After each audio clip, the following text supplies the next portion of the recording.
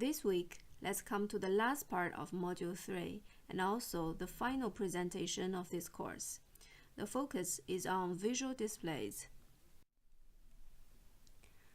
Before we get started, let's stop the video and think about the following questions.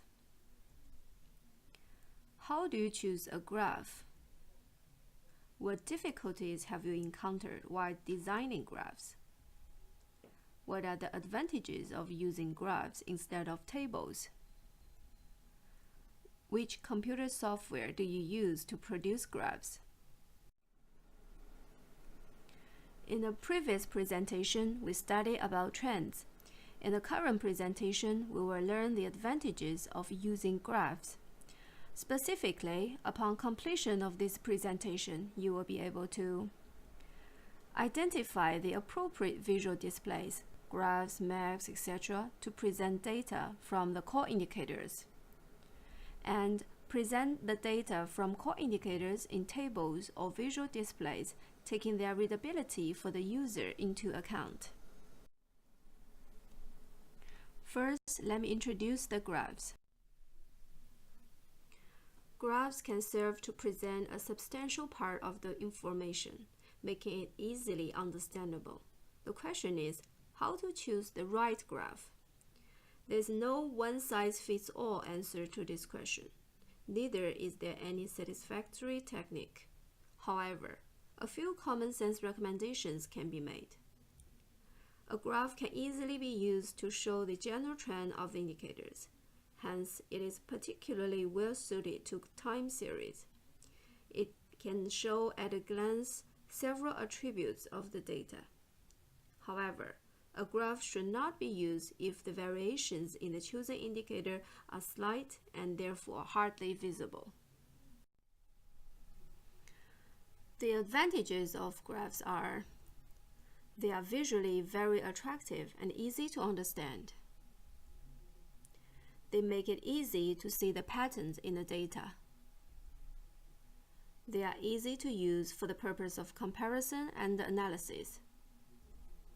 And they offer various ways to present information. The main purpose of charts or graphs is to visually impart information that cannot be easily read and interpreted from a table of data. So, to produce an effective one, you need to make it clear and objective and make sure that key messages are presented. Selecting the most appropriate type of graph to present one or several data series is also important. They can be used to visually analyze and identify patterns and significant highlights which are not obvious when looking at a table. It is also essential to design a graph of appropriate level of simplicity or complexity, taking into consideration of readers' analytical, interpretation, and understanding skills. When choosing an appropriate graph, do you want to show the composition of data sets? Composition of data is probably the most misused method in data representation endeavors. The idea is to illustrate the percentage distributions of components within a total and emphasize the relative contribution in relation to the total. A typical misuse of this demonstration type is done when there are too many parts, too many composition sets. Charts typically used for compositions as shown here include pie or donut charts, stacked bars or columns chart, and stacked area charts. In this section, an example is provided to choose the right graph to present the key results for the core indicator 4. Here, we would like to show the proportion of schools which provided an orientation session in 2015 at national level and the results across regions in the same year. Which graph should we choose for each question? Put the video on pause and draw the graphs with the results from the table. Once finished, you can continue to watch the video. You can now check the results in the next slide. For the first question, it's better to choose a donut chart. It shows the composition of schools that did and did not provide an orientation session in 2015 by dividing into two slices to illustrate this numerical proportion. Here we can see that despite the 46% of the schools provided an orientation session, there's still 54% that did not provide an orientation session. It's important to remind that the national target, 55%, cannot be presented in a graph. And for the second question, we can choose the column graph, which can show the composition of schools that did provide an orientation session per region, 1 bar per region in 2015. It is interesting to note that the target of 55% has been represented with an horizontal line. When choosing an appropriate graph, sometimes we also need to ask, do I want to compare values? For data analysis, comparison of data points is possibly the most common and easy to understand technique. As the name proposes, the comparison is used to assess and compare values between two or more data points. With comparison, you can find the lowest and highest values in the chart. There's a common subset of comparison charts, trends, which are used to show how a dataset performed during a specific time period. The best chart types to use for data comparisons include column chart, bar chart, line or timeline chart. Let's take the same example for the core indicator 4. Here, we would like to show the increase of proportion of schools which provided an orientation session per geographic location between 2010 and 2015. Which graph will you choose? Put the video on pause and draw the graph with the results from the table. Once finished, you can continue to watch the video. You can now check the results in the next slide. Here's an example of column chart which shows us the comparison between values of 3 regions over time. It presents group data using rectangular bars with lengths proportional to the values that they represent. The x-axis of the chart shows the specific categories being compared, and the y-axis represents a discrete value from 1 to 100%.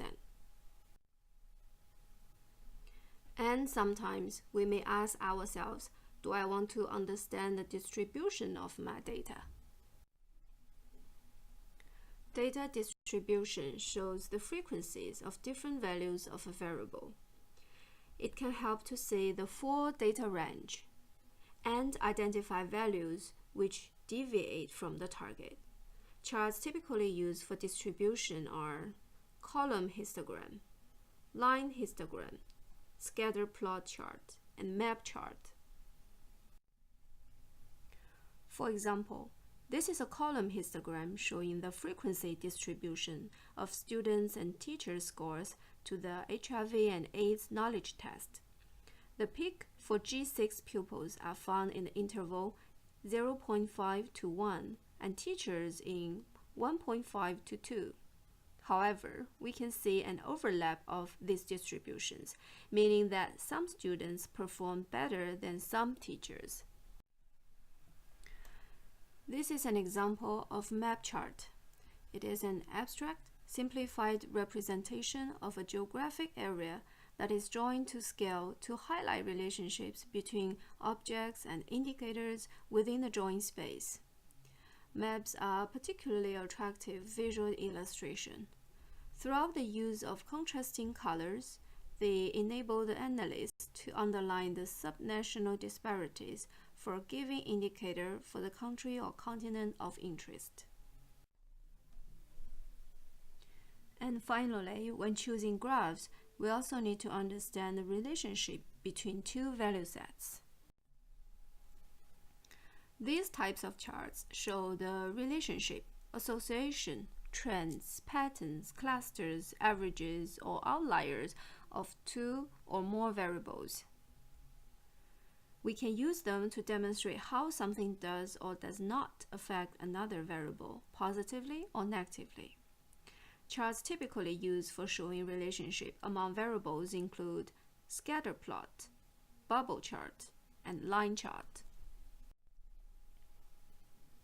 For example, this graph is called a scatter diagram, and it mirrors the gender disparities in various areas. It shows the male's survival rate on the x-axis and the female's survival rate on the y-axis, allowing a combination of different variables and their relationship. The line separates the disparity in favor of each gender. It should be commented, otherwise it's difficult to understand. Now, with such a wide variety of graphs on hand, which one should we choose to use? For different methods of analysis, there are different types of charts that work best. To exemplify, bar charts are good for comparisons, while line charts work better for trends and relationships. Scatter plot charts are good for relationships and distributions, but pie charts should be used only for simple compositions, never for comparisons or distributions. The final choice of chart type depends on a few more factors. How many variables do you want to show in a single chart? 1, 2, 3, or many? How many items or data points will you display for each variable? Only a few or many? Will you display values over a period of time or among items or groups?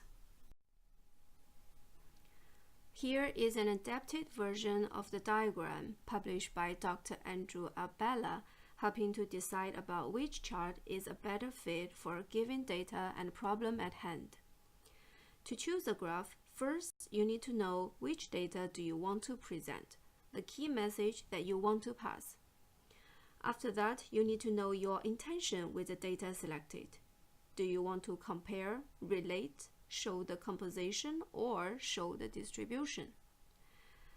Then within each category, you have different kinds of graphs. Last but not least, keep in mind a few basic principles on graph presentation. When designing a graph, it's advisable that these recommendations should be followed. First, include a title with sequential number that informs the reader about the object studied, the target population, the statistics, numbers, percent, frequencies, etc., possible data breakdowns by region, gender, population group, etc., and the time period. Second, clearly label the two axes with the units of measurement in parentheses. Third, indicate a clear graduation of the axes. Fourth, indicate the source of data. In this section, an example is provided of a graph to present the key results for the core indicator 4. Here, we would like to show trends in schools that provided an orientation session between 2010 and 2015. Put the video on pause and identify the improvement that can be made on the graph in terms of its readability. Once finished, you can continue to watch the video. You can now check the results in the next slide. To improve, first, there's no title. The title is extremely important for people to know what you want to show with the graph. Then, the X scale is not adequate with enough information, and Y scale is not to a full percentage. In addition, 2 columns per set are both in gray color. Here, we cannot see the visual impact because it distorts the interpretation by not using the appropriate scales and colors. Mislabel the variables is a common construction error too. It's indispensable to label the different variables in the right way to make possible an easy, straight, and immediate comprehension of the graph. Apart from that, there's no target. The target is also a crucial point to say how far you are from achieving what you want. Finally, it is important to provide the source of data. After the amendment, this becomes a more effective graph, with the title Schools Providing Orientation Sessions per Region, 2010 and 2015. X scale is labeled with 3 distinctive regions, with blue representing 2010 and orange 2015. Y scale extends from 0% to a full 100%. National target 55% is represented by a horizontal line, and the source is clearly showing from EMIS 2010 and 2015. When you have completed this presentation, you can participate in the online discussion forum whenever you are ready to do so. And you may also wish to access the UNESCO HIV and Health Education Clearinghouse for more resources. Thank you.